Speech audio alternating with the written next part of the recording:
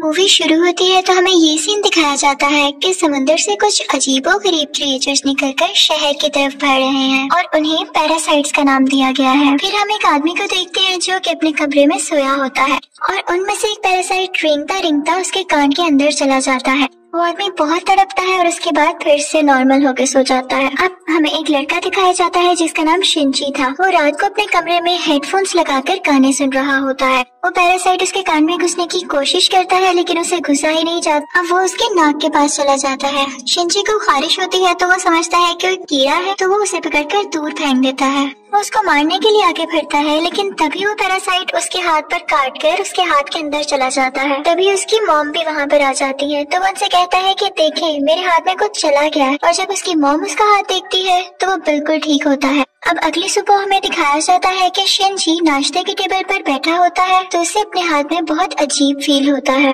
और फिर दूसरी तरफ हमें वो आदमी दिखाया जाता है जिसके कान में स्टार्टिंग में एक पैरासाइट चला गया था। वो अपनी बीवी के सामने आकर खड़ा होता है और अपना मुंह खोल लेता। उसका मुंह बहुत ही खौफनाक और बहुत ही बड़ा था और वो अपनी बीवी का सर अपने मुंह में लेकर अपना खौफनाक मुंह बंद कर लेता है और ये सब उसी पैरासाइट की वजह से हो रहा था। फिर हमें शिंची दिखाया जाता है जो कि स्कूल जाते हुए रास्ते में अपनी दोस्त से मिलता है। वो भी उसमें काफी अजीब हरकतें नोट करती है और जब वो स्कूल पहुंच जाता है तब भी उसके साथ बहुत कुछ अजीब हो रहा था, जैसे उसकी राइट हैंड में काफी पावर आ गई हो। वो घर आता है और अपना हाथ काटने की कोशिश करता है लेकिन उसका हाथ मूव करने लगता है और उसे रोकता है। और फिर हम देखते हैं कि उसका हाथ एक क्रिएचर में बदल गया है और वो शिंची से बातें भी कर रहा था। फिर हम देखते हैं कि वो शिंची की बुक्स भी पढ़ा करता था और उसका लैपटॉप भी यूज किया करता था क्योंकि वो इंसानों के रहने के तरीके जानना चाहता था। जब इसने शिंची की बॉडी में घुसने की कोशिश की थी तो शिंची ने इसे आगे जाने से रोक लिया था, इसलिए अब ये सिर्फ राइट हैंड में ही था और उसी हाथ को कंट्रोल कर रहा था। ये अपना नाम मिकी बताता है और कहता है कि तुम मुझे कभी मत काट क्योंकि मैं तुम्हें कुछ नहीं कहूँगा, तुम मेरे होस्ट जो हो।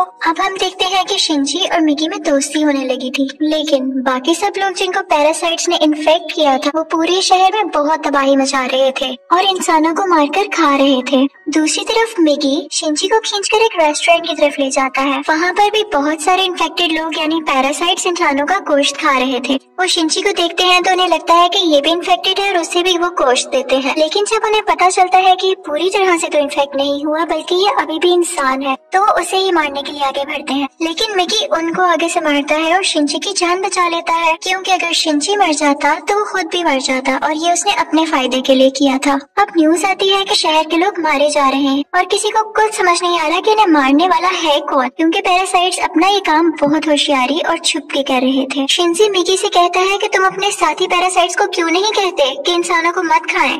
तो मिकी उससे कहता है कि तुम भी तो सब्जियां और जानवरों के गोश्त को खाते हो, तो इसी तरह हम लोगों का खाना इंसान ही है, तो इसमें बुरी बात क्या है। अब मिकी को पता चल जाया करता था कि उनके आसपास कौन सा पैरासाइट है। तो जब शिंजी स्कूल जाता है तो वो उसे बताता है कि तुम्हारे पास एक और पैरासाइट, और वो कोई और नहीं बल्कि उसकी टीचर थी। और टीचर जब शिंजी को देखती है तो उससे भी पता चल जाता है कि इन्फेक्टेड है, लेकिन वो कहती है कि तुम्हें मुझसे डरने की कोई जरूरत नहीं है क्योंकि मैं इंसानों को नुकसान नहीं पहुँचाना चाहती, बल्कि मैं उनके तरीके इसलिए पढ़ रही हूँ ताकि इंसानों जैसी क्वालिटीज हमेशा मुझ में रहें। वो उसे दो और पैरासाइट्स के पास लेकर जाती है, एक स्टूडेंट होता है और एक पुलिस ऑफिसर। वो बताती है कि ये पुलिस ऑफिसर मेरा हस्बैंड है और हमारा बेबी होने वाला है और वो बेबी बिल्कुल नॉर्मल इंसान होगा, तो हम भी इंसानों की तरह ही रहना चाहते हैं। हम किसी को नुकसान नहीं पहुँचाएंगे, किसी को सरेआम नहीं मारेंगे, लेकिन छुप के गोश्त खाना चाहते हैं। तो क्या तुम हमारा ग्रुप ज्वाइन करोगे? लेकिन मिगी इस बात को नहीं मानता। अब अगले दिन वही पुलिस ऑफिसर उन लोगों के पास आता है तो मिगी शिंची को बताता है कि ये हमें मारने आया है क्योंकि इसे पता चल चुका है कि उस दिन रेस्टोरेंट में हमने एक पैरासाइट को मारा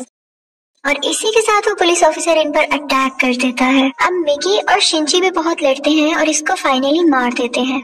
जब शिंची घर आता है तो उसे बहुत बुरा लग रहा कि उसने एक मर्डर कर दिया, लेकिन दूसरी तरफ हम देखते हैं कि पुलिस ऑफिसर की बॉडी से वो पैरासाइट निकलकर किसी और की बॉडी में चला जाता है और ये कोई और नहीं बल्कि शिंची की माँ थी और वो शिंची को मारने के लिए उसकी तरफ बढ़ रही थी। मिकी शिंची को बताता है कि तुम्हें मारना चाहती है, तो शिंची उसे कहता है कि खबरदार तुमने मेरी माँ को कुछ कहा, क्योंकि वो अपनी माँ से बहुत मोहब्बत करता था और वो नहीं चाहता था कि उसकी माँ मरे। लेकिन देखते ही देखते उसकी माँ का सर भी बाकी पैरासाइट्स की तरह खुलने लगता है और वो शिंची पर अटैक कर देती है। उसका बहुत खून जाया होता है और वो मरने के करीब होता है। लेकिन अगली सुबह हम देखते हैं कि वो दोबारा से उठ खड़ा हुआ है। तो मिगी उसे बताता है कि तुम बहुत जख्मी हो गए थे, लेकिन मैंने अपने सेल से तुम्हारे जख्म को ठीक कर दिया। लेकिन यहाँ बुरी बात ये थी कि अब शिंची की बॉडी में मिगी के सेल्स चले गए थे और अब वो पूरी तरह इन्फेक्ट हो रहा था। अब शिंची अपनी माँ को ढूंढने लगता है, लेकिन वो कहीं पर नहीं मिलती, तो वो टीचर के पास जाता है और पुलिस ऑफिसर के बारे में पूछता है, लेकिन वो टीचर भी उसे कुछ नहीं बताती। मिगी उसे बताता है कि अब दिन में मुझे भी 4 घंटे सोने की जरूरत पड़ेगी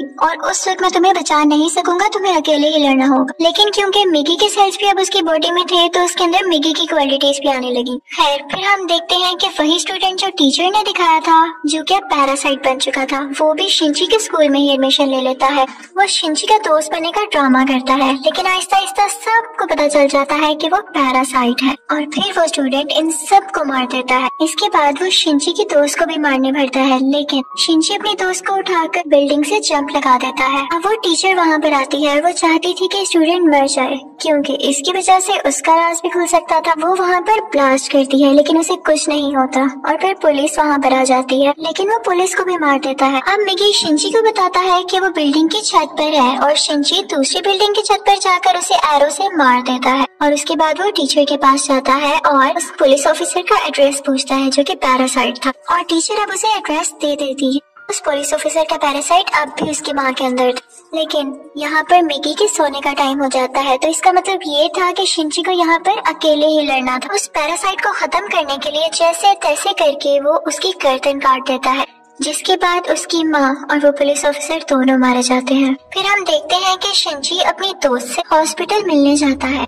वो बातें कर रहा होता है कि मैं एक एक करके सब पैरासाइट्स को मार दूंगा, कि तभी हम देखते हैं कि कोई उनकी पिक्चर्स ले रहा है और वो कोई जासूस था। और यहाँ पर ही इस मूवी का पार्ट 1 खत्म हो जाता है और अब मैं आपको एक्सप्लेन करूंगी इस मूवी का पार्ट 2। अब पार्ट 2 में उस इंसिडेंट के कुछ महीनों बाद का टाइम दिखाया गया है, जब आर्मी को पता चल जाता है कि इस शहर में कोई पैरासाइट्स हैं जो लोगों पर अटैक कर रहे हैं और वो लोगों को बचाना चाहते थे। फिर वो जेल से एक सीरियल किलर को लाते हैं जो पहचान सकता था कि पैरासाइट कौन है और नॉर्मल ह्यूमन कौन है। उसके सामने एक एक करके लोग लाए जाते हैं, तो वो सबको नॉर्मल कह देता है, लेकिन जब उसके सामने शिंची आता है तो वो सोच में पड़ जाता है और काफी सोचने के बाद कहता है कि ये भी नॉर्मल है। अब शिंची जब घर जा रहा होता है तो मिगी उसे बताता है कि हमारे बहुत पास एक पैरासाइट है, और वो पास के एक बिल्डिंग में जाते हैं जहाँ पर वो पैरासाइट एक इंसान का गोश्त खा रहा होता है। जब वो पैरासाइट शिंची को देखता है तो उसकी तरफ बढ़ता है, लेकिन मिगी इसे मार देता है। फिर अचानक उसे फील होता है कि जैसे उसके पीछे कोई है, और ये कोई और नहीं बल्कि वही आदमी था जिसने पार्ट 1 के एंड में शिंची और मिगी की पिक्चर्स ली थी। और फिर हमें शहर का मेयर दिखाया जाता है जो कि पैरासाइट्स के फेवर में बोलता था और बहुत बुरा आदमी था,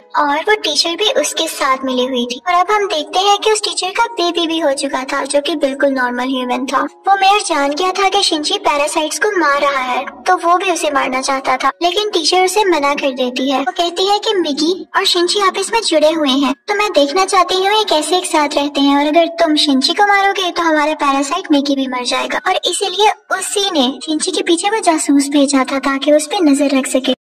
शिंची एक दिन चल रहा होता है कि उसे फिर से फील होता है कि उसके पीछे कोई है। वो जासूस उसकी सारी बात सुनता है और उसे कहता है कि तुम्हें अपने बारे में पुलिस को बता देना चाहिए। तो शिंची उससे कहता है कि नहीं, पुलिस में भी बहुत सारे पैरासाइट्स भरे पड़े हैं। उसे यहाँ पता चल जाता है कि इस जासूस को टीचर ने उसके पीछे लगाया है। तो वो टीचर के पास जाता है और कहता है ये तुम सब क्या कर रहे हो, ये करना बंद क्यों नहीं कर देते? तो टीचर उससे कहती है तो तुम हमारे साथी पैरासाइट्स को क्यों मार रहे हो? वो सिर्फ अभी इंसानों को खाना सीख रहे हैं और कुछ देर बाद वो उनको मारना भी बंद कर देंगे।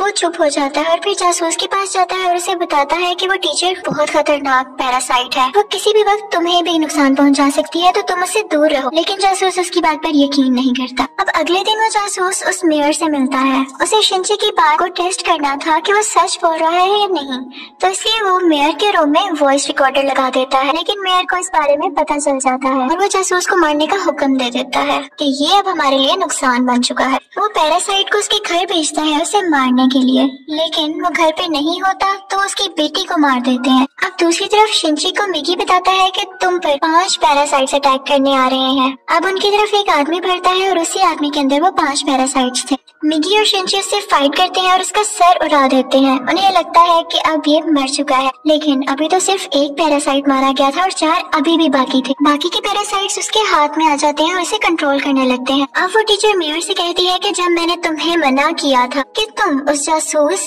या शिंची को मारने के लिए पैरासाइट नहीं भिजवाओगे तो तुमने ऐसा क्यों किया। अब मेयर यहाँ पर नोट करता है कि उस टीचर के दिल में माँ बनने के बाद इंसानों वाले इमोशंस वापस आ रहे थे, तो इसे ये बात बिल्कुल अच्छी नहीं लगती। अब उस टीचर को मारने के लिए 3 पैरासाइट्स भेजता है, लेकिन चूंकि वो भी पैरासाइट थी तो उसको पता चल जाता है कि कोई उसे मारने आ रहा है और वो उनको पार्किंग में बुलाती है और उन तीनों से अकेले ही मुकाबला करके उन्हें मार देती है। लेकिन जब वो घर आती है तो वो देखती है कि उसका बच्चा वहाँ पर नहीं है और उसे एक नोट मिलता है जिस पर लिखा होता है कि तुम्हारा बच्चा मेरे पास है और ब्रिज पर मुझसे मिलने आओ। इनफैक्ट वो नोट उस जासूस का था। वो अपनी मरी हुई बेटी का बदला लेना चाहता था टीचर के इस बेबी को मारकर। वो टीचर घबराते हुए शिंची को भी अपने साथ वहाँ लेकर जाती है, तो शिंची उस जासूस को बताता है कि तुम्हें इसे मारकर कुछ नहीं मिलेगा क्योंकि ये बेबी एक नॉर्मल इंसान है। इसी दौरान आर्मी भी वहाँ पर आ जाती है और उन्हें पता चल जाता है कि मेयर ने अपनी बिल्डिंग के अंदर बहुत सारे पैरासाइट छुपाए हुए हैं। अब वो बिल्डिंग से एक एक करके लोगों को निकाल रहे थे और उनमें से जो पैरासाइट था वो उसको शूट करते जा रहे थे। सीरियल किलर भी वहीं पर था और फिर हम मेयर को स्पीच करता हुआ देखते हैं जो बता रहा होता है कि असली मॉन्स्टर्स तो इंसान है जो कि पैरासाइट्स को बिला वजह मार रहे हैं। तो वहाँ पर बैठे हुए आर्मी के सब लोग उसे शूट कर देते हैं जिससे उसकी डेथ हो जाती है। तभी वो सीरियल किलर चिल्लाने लगता है कि ये इंसान था, ये तो बस पैरासाइट्स का साथ दे रहा था। लेकिन जब वो पीछे मुड़ के देखते हैं तो वही आदमी उनके पीछे खड़ा होता है जिसके अंदर 5 पैरासाइट्स थे। सब उसे शूट करते हैं लेकिन उसे कुछ नहीं होता। फिर हम देखते हैं कि जासूस उस बच्चे को फेंकने ही वाला होता है। टीचर जब ये देखती है तो अपने बच्चे को बचाने के लिए उसे मजबूरी में पैरासाइट बनना पड़ता है। वो अपना एक हाथ निकालकर जासूस की चेस्ट में घुसा देती है जिसकी वजह से सबको पता चल जाता है कि वो एक पैरासाइट है। पुलिस उस पर मुसलसल शूट करने लगती है और वो जान गई थी कि अब उसकी जान नहीं बच सकती, तो वो अपना बेबी शिंची को पकड़ाने आती है। जैसे ही वो बेबी शिंची को पकड़ाती है बहुत ज्यादा गोलियां लगने की वजह से उसकी फौरन डेथ हो जाती है। यहाँ पर शिंची को अपनी माँ भी याद आने लगती है और उसमें इंसानों वाली फीलिंग्स दोबारा से आने लगती। अब पुलिस शिंची को अपने साथ इन्वेस्टिगेशन के लिए ले जाती, लेकिन साथ ही उन्हें खबर मिलती है कि उस पैरासाइट ने जिसके अंदर 5 पैरासाइट थे आर्मी को मार दिया है। तो शिंची फौरन से कार लेके वहाँ पे जाता है और वही पैरासाइट उसकी कार को रोककर उसका एक्सीडेंट कर देता है। अब वो जंगल में चला जाता है और मिगी से कहता है कि जब तक तुम मेरे साथ हो उसको पता चल जाएगा कि हम कहाँ हैं, तो तुम मुझसे अलग हो जाओ प्लीज। इसी के साथ वो पैरासाइट फौरन वहाँ आ जाता है और उन पर अटैक करने लगता है। अब क्योंकि शिंची और मिगी की काफी दोस्ती हो चुकी थी तो मिगी अपनी कुर्बानी दे देता है, यानी अपनी जान सेक्रीफाइस कर देता है, उसकी बॉडी से अलग हो जाता है और शिंची को वहाँ से भाग जाने का कहता है और मिगी को वो पैरासाइट मार देता है, जिस पर शिंची काफी उदास हो जाता है और फिर अपनी दोस्त के घर की तरफ जाता है। वो उसका बहुत ख्याल रखती है। वो लेटा होता है कि एकदम देखता है कि उसके बाजू में से मिगी का एक और हिस्सा ग्रो कर रहा है और ऐसा इसलिए हुआ क्योंकि जब मिगी ने अपने बॉडी सेल्स लेकर उसकी बॉडी को ठीक किया था तो मिगी के सेल्स भी तो उसकी बॉडी में आ गए थे, इसलिए वो चाहता तो दोबारा ग्रो कर सकता था। शिंची को फील हो गया था कि अब ये दोबारा आ रहा है तो उस पैरासाइट को दोबारा से पता चल जाएगा कि मैं कहाँ हूँ, तो अपनी दोस्त की जान बचाने के लिए उसको बाय कहकर वहाँ से चला जाता है। लेकिन जैसे वो बाहर जाता है तो वो पैरासाइट उसे पकड़ लेता है, लेकिन एक फैक्ट्री में पहुंचकर शिंची एक केमिकल रोड उसकी बॉडी में घुसा देता है, लेकिन उसे कुछ नहीं होता। तो वो कहता है कि तुम मुझे क्या समझ रहे हो, मैं तो तुम्हें मारकर बाकी इंसानों को भी मार दूंगा और फिर मैं और बाकी पैरासाइट्स इस दुनिया पर रूल करेंगे। वो उसे मारने ही वाला होता है कि मिगी फौरन से उसकी बॉडी में दोबारा ग्रो कर जाता है और उस पैरासाइट पर अटैक कर देता है। इसी के साथ उसकी बॉडी में कुछ होने लगता है और वो तड़पने लगता है। तो मिगी शिंची को बताता है कि जिस रोड से तुमने इसको मारा उस पर बहुत केमिकल्स लगे हुए और अब पैरासाइट्स इसकी बॉडी में नहीं रहना चाहते और एक एक करके सब पैरासाइट्स इसकी बॉडी छोड़ देते हैं और अब सिर्फ उसकी बॉडी का ढांचा बाकी रह गया। तो शिंची वो उठाकर नीचे आग में फेंक देता है जिससे फाइनली उसकी डेथ हो जाती है। अब हमें काफी दिन बाद का टाइम दिखाया जाता है जब सब कुछ नॉर्मल हो चुका है। तो मिगी शिंची से कह रहा होता है कि अब जैसा कि इस दुनिया में कोई भी पैरासाइट नहीं रहा तो हमें भी साथ नहीं रहना चाहिए, मैं तुमसे अलग हो जाऊंगा। लेकिन शिंची उसे मना कर देता है तो मिगी खुद ही अपने आप को खत्म कर लेता है और शिंची का हाथ वापस से अपनी फॉर्म में आ जाता है, जिस पर वो काफी उदास हो जाता है और मिगी को मिस करने लगता है। अब हम देखते हैं कि काफी टाइम गुजर गया है और शिंची और उसकी दोस्त अच्छी जिंदगी गुजार रहे थे और वो उस टीचर के बेबी से भी मिलने जाया करते थे कि अचानक हम देखते हैं कि वो सीरियल किलर वापस आ गया था और वो शिंची की दोस्त को किडनैप कर लेता है। वो उसके कान में कहता है कि असली मॉन्स्टर इंसान है, लेकिन शिनची की दोस्त उसे कहती है कि असली मॉन्स्टर तो तुम हो, तुम लोगों को मारते हो। तो इस बात पर वो सीरियल किलर उसको बिल्डिंग से नीचे धक्का दे देता है, लेकिन शिनची फौरन से जाता है और अपना हाथ लंबा करके उसे बचा लेता है। और यहाँ पर उसे फील होता है कि उसकी मदद यहाँ पर मिगी ने की है। और यहाँ पर मूवी फाइनली खत्म हो जाती है, यानी पार्ट 2 भी। Thank you for watching.